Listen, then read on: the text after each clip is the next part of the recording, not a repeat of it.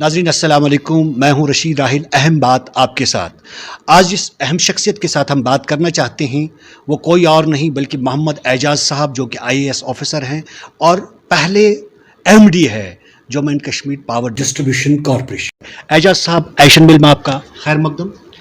आपसे जानना चाहते हैं कि जो यहाँ बर्फबारी हुई है, सर्दियों में अक्सर पावर क्राइसिस होती है और हमारे इस शहर श्रीनगर या वादी को हम कहें या पूरे जम्मू कश्मीर को कहें, कितनी पावर सप्लाई की ज़रूरत है और जो हमारा पावर जनरेट होता है कितना होता है एट प्रेजेंट? देखिए, सबसे पहले तो मैं ये बता दूं कि पावर डिमांड जो है ये भी एक बहुत डायनामिक फैक्टर है। समर में जो मौसम गर्मा है उसमें पावर डिमांड अलग है और मौसम सरमा में पावर डिमांड जो है वो मुख्तलिफ है, ज़्यादा है, बहुत ज़्यादा है इनफैक्ट। अगर हम डिमांड जो है उसकी बात करें तो तकरीबन 1500 मेगावाट के करीब जो सप्लाई है वो होती है विंटर सीजन में। पिछले साल के मुकाबले में 250 मेगावाट ज़्यादा है इस बार, और 15% जो है एनर्जी सिस्टम में ज़्यादा सप्लाई हुई है इस विंटर में। तो उस हवाले से मैं ये बता दूं कि जो बर्फ़बारी के अभी 2 स्पेल्स हुए हैं, इंपॉर्टेंट बड़े स्पेल्स हुए हैं।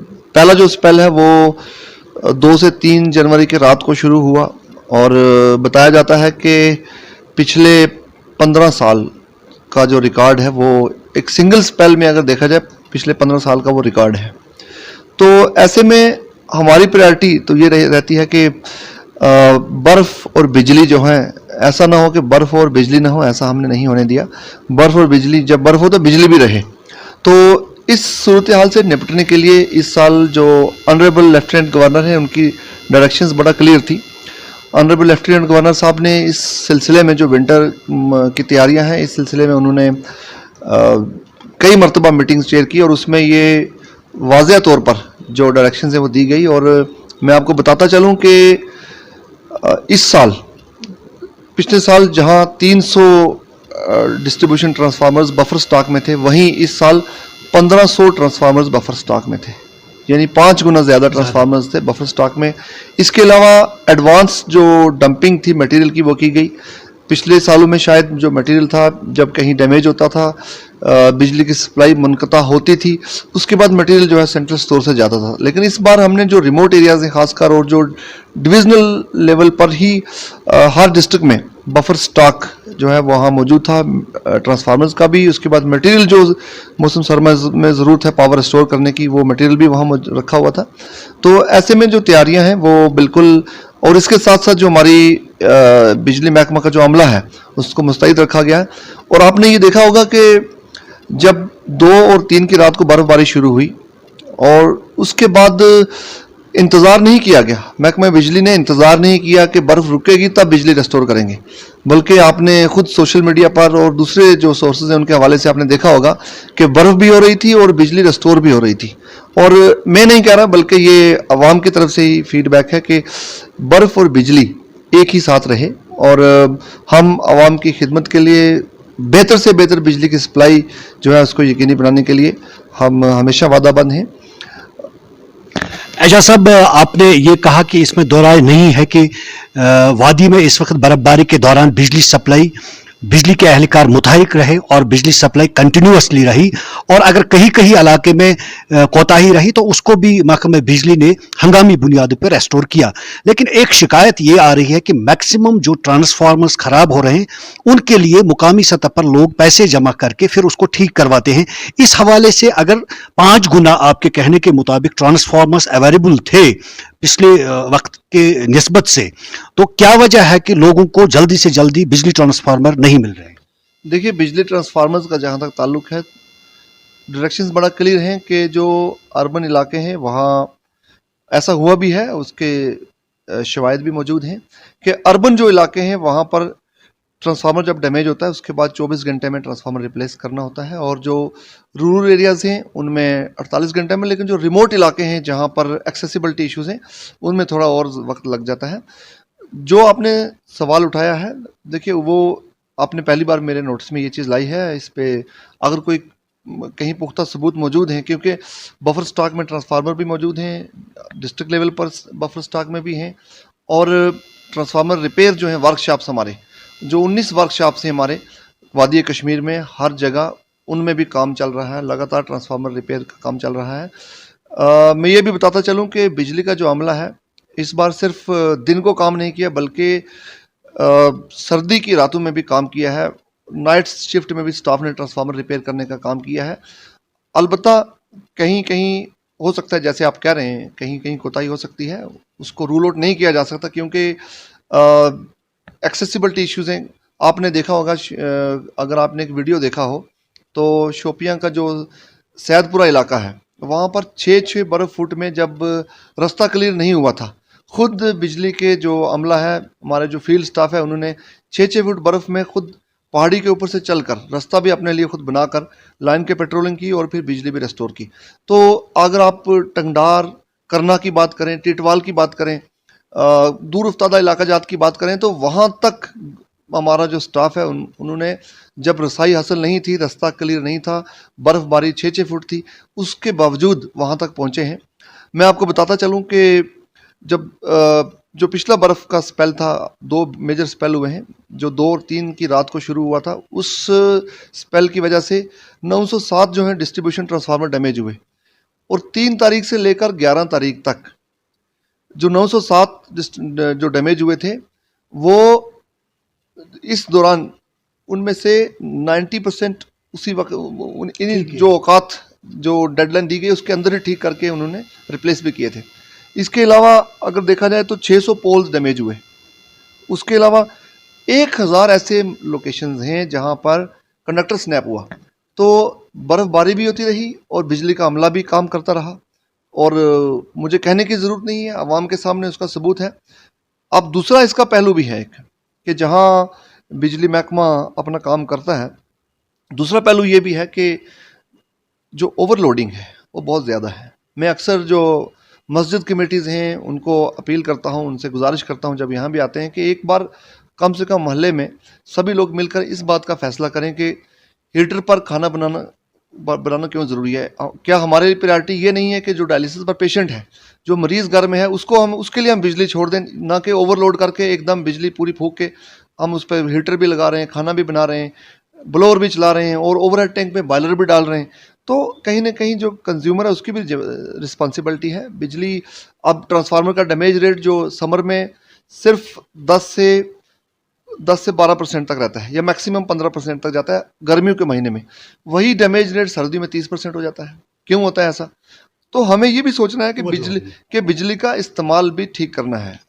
कोई ऐसा, बिजली कोई ऐसी चीज़ भी नहीं है कि जो जिसमें कोई जादू है, या बिजली डिपार्टमेंट के पास कोई जादू की छड़ी है कि जब भी चाहे एकदम से ट्रांसफार्मर लगा दिया, फिर बिजली ले आए, वहाँ से ले गए। ये एक सिस्टम है, बहुत बड़ा सिस्टम, रोबस्ट सिस्टम है। एक डैमेज्ड सिस्टम को बर्फ़ में आगे रिप्लेस करने में कितनी एफर्ट लगती है, कितना सिर्फ एक बल्ब को ऑन देख के, ट्यूबलाइट को ऑन देख के, या किसी दूसरे गैजेट को घर में ऑन देखकर बड़ा आसान है कि बिजली है, लेकिन बिजली सप्लाई, लेकिन उस गैजेट को ऑन करने के लिए, घर में बिजली पहुंचाने के लिए, उसमें जो डैमेज लाइन है स्नोफॉल की वजह से, उसको रिपेयर करने में कितनी एफर्ट जाती है। मैं यूं कहूँगा कि बर्फ की सर्दी में भी पसीने छूट जाते हैं उस सिस्टम को अपग्रेड करने में।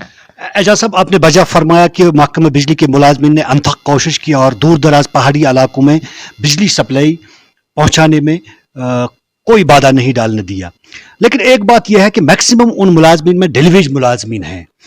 जो डेलीवेज मुलाजमीन दिन रात बेचारे कम कलील मेहनत उनको उजरत दी जाती है, वो काम करते नजर आए। ना उनके पास कोई यूनिफॉर्म है, ना उनके पास कोई गर्म जूते हैं, ना कोई जैकेट है। इस हवाले से आप क्या कहना चाहते हो उन डेलीवेज के हवाले से? देखिए, पहली चीज़ ये है कि चाहे आप डेली वेजर की बात करें, चाहे पीडीएल टीडीएल की बात करें, चाहे हमारे टेक्नीशियंस की बात करें, ये सारी एक टीम है। ठीक है, इसमें कोई डिफरेंशिएट अलग नज़रिए से देखने की बात नहीं है। सब हम एक टीम हैं और हमें फ़ख्र है अपने डेली वेजेस पर, हमें फ़ख्र है अपने पीडीएल टीडीएल पर, हमें फ़ख्र है अपने सारे फील्ड स्टाफ पर और अपने इंजीनियर्स पर कि जिन्होंने इस बहुत तेज़ बर्फबारी में और बूंद चिलिंग विंटर में, इतनी सर्दी, माइनस सब-ज़ीरो टेम्परेचर में किसी ने कोई कमी बाकी नहीं रखी। तो जहाँ तक मामला है जो आपने सवाल उठाया, देखिए, आप अगर देखें 10 महीने पहले कितने डेली वेजेस को का रेट क्या था। आज कोई भी ऐसा डेली वेजर नहीं है जिसको जिसको 6,750 रुपये जो है, जो स्टैंडर्ड रेट है, उसके हिसाब से मंथली ना मिलता हो। ऐसा टाइम भी था, आप डेली वेजर खुद बताएंगे आपको, कि कहीं किसी को 500 मिलता है, किसी को 1000 मिलता रहा, किसी को 300 भी मिलता रहा। ऐसे भी केसेस हैं। लेकिन लेकिन एलजी एडमिनिस्ट्रेशन की तरफ से इनके फलाह बका के लिए किया गया, उसमें यूनिफॉर्म रेट जो 6,750 के हिसाब से सारे डेली वेजर्स को मिल रहा है। जो बाकी मसाइल हैं, वक्तन फ़क्तन उनका भी इजाला किया जाता है। तो वैसे तो एक सरबरा, क्या महकमे के पास ऐसी कोई पॉलिसी है कि जो वो गवर्नमेंट को सौंपना चाहती है कि इनके लिए, इनकी तामीर तरक्की के लिए और इनकी भलाई के लिए? देखिए, इनकी भलाई के लिए डेफिनेटली पॉलिसी इन वोग है। और आपने देखा होगा कि कोई भी नई जो फ्रेश रिक्रूटमेंट है या इन निचली सतह पर वो नहीं की जा रही है, क्योंकि इन्हीं के लिए ही स्पेस क्रिएट हो रही है। जितनी स्पेस क्रिएट होती है उतने ही वो जो डिपार्टमेंटल प्रमोशन कमेटी है वो फर्दर केसेस रिकमेंड करती है और उस पर मज़ीद जो कार्रवाई है वो की जाती है। मैं ये फिर दोहराना चाहूँगा इस बात को कि आप किसी भी सतह पर बात करें, बिजली महकमा ने जो काम किया है मुझे उसके बारे में कुछ कहने की ज़रूरत नहीं है, क्योंकि आवाम खुद जानती है, आवाम खुद अदालत है और फैसला भी आवाम ने, मैं यूँ कहूँगा कि सुना दिया है। तो हम मुतमीन हैं। और लेकिन हमें ये भी इस बात का भी एहसास है कि हमें और ज़्यादा मेहनत करनी है, और बहुत सारी चीज़ें हैं, बहुत सारे मसाइल हैं जिनका हल करना है। हमें अपना एलटी नेटवर्क सुधारना है, हमें कंज्यूमर्स जो हैं, लेकिन मैं ये भी साथ साथ अपील करूंगा कि जो हमारे कंज्यूमर्स हैं वो भी अपनी ज़िम्मेदारी को समझें कि अगर 24 घंटे में ट्रांसफार्मर आता है, अगर 48 घंटे में ट्रांसफार्मर रिप्लेस हो रहा है, तो ये भी समझें कि उसको दोबारा डैमेज करने से रोका जाए। अगर 48 घंटे के बाद हमने लगाया है, उसको ओवरलोड करके फिर से डैमेज कर दिया, तो इसलिए कहीं ना कहीं जो बिजली सार्फिन है उनको भी इस बात का ख्याल रखना होगा कि अपने मोहल्ले में अपने सब लोग मिलकर कोई, ये देखो, मैं ये कहूँगा कि लोड कंट्रोल जो है वो किया जा सकता है, लेकिन हम नहीं चाहते कि पुलिसिंग से लोड कंट्रोल हो, कि पुलिसिंग करके लोड कंट्रोल करे, बल्कि आवाम अपनी जो सार्फिन हैं, जो कंज्यूमर्स हैं बिजली के हमारे, वो अपनी जिम्मेदारी को खुद समझे, बखूबी समझें कि एक बार ट्रांसफार्मर डैमेज हुआ है अगर, तो अगली बार ना हो। यानी ज़हनी तौर वो बालिग होने चाहिए, उनको खुद पता होना चाहिए इस बिजली की कीमत क्या है। एक आखिरी सवाल एमडी साहब आपसे करना चाहता हूँ, वो ये है कि मैक्सिमम एरियाज़ में लोग एहतजाज करते नज़र आए हैं कि उनकी बिलिंग जो है वो बढ़ा दी गई है, और इस हवाले से महकमे की क्या पॉलिसी है और क्या ये प्राइवेटाइज हो रहा है? क्या आइंदा इससे भी ज़्यादा बिलिंग आएगी या सेम रेट रहेगी? देखिए, मैं आपको एक बात बता दूं कि 2017 के बाद कोई भी जो बिजली का टैरिफ है उसमें रिवीजन नहीं हुई है। बिजली का जो रेट है वो वही है पुराना। अलबत्ता ये ज़रूर है कि कुछ जगहों पर जहां एग्रीमेंटेड लोड कम था, जैसे ये देखो रूटीन इंस्पेक्शन होती है, जो फील्ड स्टाफ है, जो जूनियर लेवल इंजीनियर लेवल की सतह पर जब इंस्पेक्शंस होती हैं, उसमें कोई घर, जैसे मैं आपको मिसाल दे दूं, एक ऐसी बिल्डिंग हमें नज़र आई श्रीनगर के अंदर, जहां एक स्टूडेंट्स को उसको सबलेट किया हुआ था, रेंटेड आउट अकोमोडेशन थी, लेकिन बिल कितना कट रहा था? सिर्फ एक ही घर का, और वो भी जो टैरिफ था, और वहाँ कंज्यूमर्स थे 40, लेकिन बिल कट रहा है सिर्फ एक ही शख्स का। तो देखिए, बिजली जब हम खुद बिल पे करने की, हम जब डिपार्टमेंट से छुपाएंगे, जब हाइड करेंगे कि बिल हमें पे नहीं करना, देखिए उसका खामियाजा जो बुरे कंज्यूमर्स हैं, जो बैड कंज्यूमर्स हैं, उसका खामियाजा भुगतना पड़ता है गुड कंज्यूमर्स को। इसलिए इंस्पेक्शन ज़रूरी है, इंस्पेक्शन करके time to time load revise किए जाते हैं। तो बिल कहीं पर भी अगर किसी को स्पेसिफिक कंप्लेंट है, वो सब डिवीज़न, जो हमारा बिलिंग सब डिवीज़न होती है, जहाँ पर AEE इंचार्ज होता है, उसके पास जाके दिखा सकते हैं कि बिल ज़्यादा आया है, क्यों ज़्यादा है। और फ्लैट रेट पर जो है, जहाँ पर फ्लैट रेट है वहाँ पर भी देखिए आधा किलोवाट का एग्रीमेंटेड लोड है। तो अब आप खुद अंदाज़ा लगाइए कि कौन है जो आधा किलोवाट में आपकी सिर्फ बल्ब जल सकते हैं। आधा किलोवाट लोड, अगर हम आधा किलोवाट लोड का किराया दे रहे हैं, लेकिन हम यूज़ एक्चुअल 2 कर रहे हैं, 3 कर रहे हैं, 5 किलोवाट भी कर रहे हैं, ठीक है। तो मैं ये भी बताता चलूँ कि J&K में, पूरे जम्मू कश्मीर में टैरिफ रेट पूरी कंट्री में जो लोवेस्ट टैरिफ रेट है वो J&K में लोवेस्ट टैरिफ रेट है। और दूसरी बात एक और बता दूं, अगर हम ये समझते हैं कि बिजली की कहीं कमी है, ये बात भी गलत है। तकरीबन पूरी कंट्री में जो power per capita energy supplied है, पर कैपिटा जो पावर सप्लाई है, वो जम्मू कश्मीर में 1.5 गुना ज़्यादा है।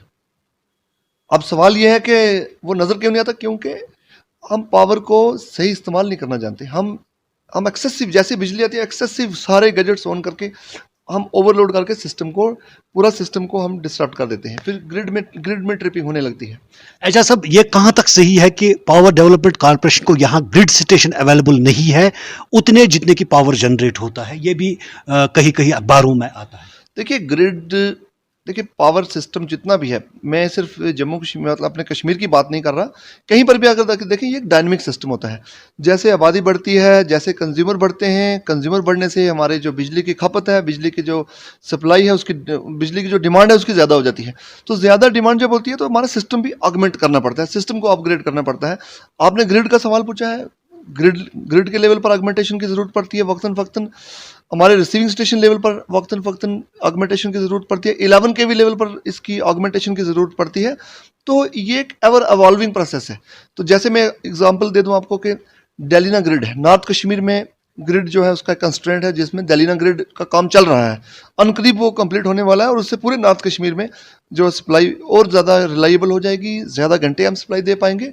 तो लिहाजा सरकार की तरफ से पूरी कोशिश है कि जो डिमांड है जितनी डिमांड है सप्लाई उतनी दी जाए। लेकिन इसके साथ साथ जो आर्टिफिशियल डिमांड है, मैं ये कहूँगा कि आर्टिफिशियल डिमांड वो है कि जहाँ आप हीटर पर खाना बना रहे हैं, इलीगल गैजेट्स यूज़ कर रहे हैं, क्रूड हीटिंग गैजेट्स इस्तेमाल हो रहे हैं, जिनकी वजह से जो सिस्टम में आर्टिफिशियल डिमांड बढ़ जाती है। डिमांड जो आर्टिफिशियल है, जो ओरिजिनल डिमांड है, जो नेचुरल डिमांड है, उससे कई गुना ज़्यादा बढ़ जाती है। आप देखें, मैंने जैसे शुरू में बोला कि ट्रांसफार्मर डैमेज रेट हमारा जो है मौसम गर्मा में सिर्फ 10 से 12% रहता है, वही विंटर में 30%। क्यों होता है ये? इसलिए होता है ओवरलोडिंग की वजह से।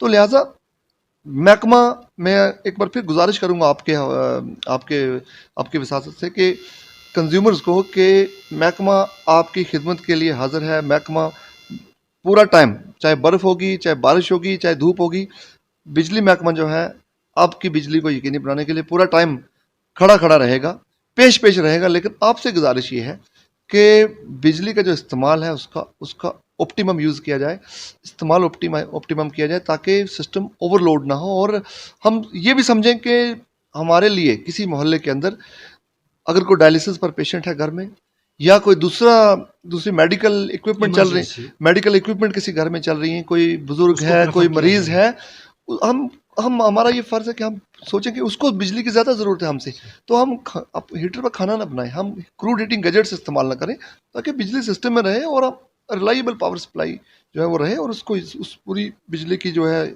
सप्लाई को यकीनी बनाने के लिए महकमा पेश रहेगा। नाजरीन, सार्फिन को भी चाहिए कि वो भी अपनी जिम्मेदारियों का एहसास लेकर बिजली का इस्तेमाल सही तरीके से करें। ये थे मोहम्मद एजाज साहब। एजाज साहब, आपका बहुत बहुत शुक्रिया। अस्सलाम।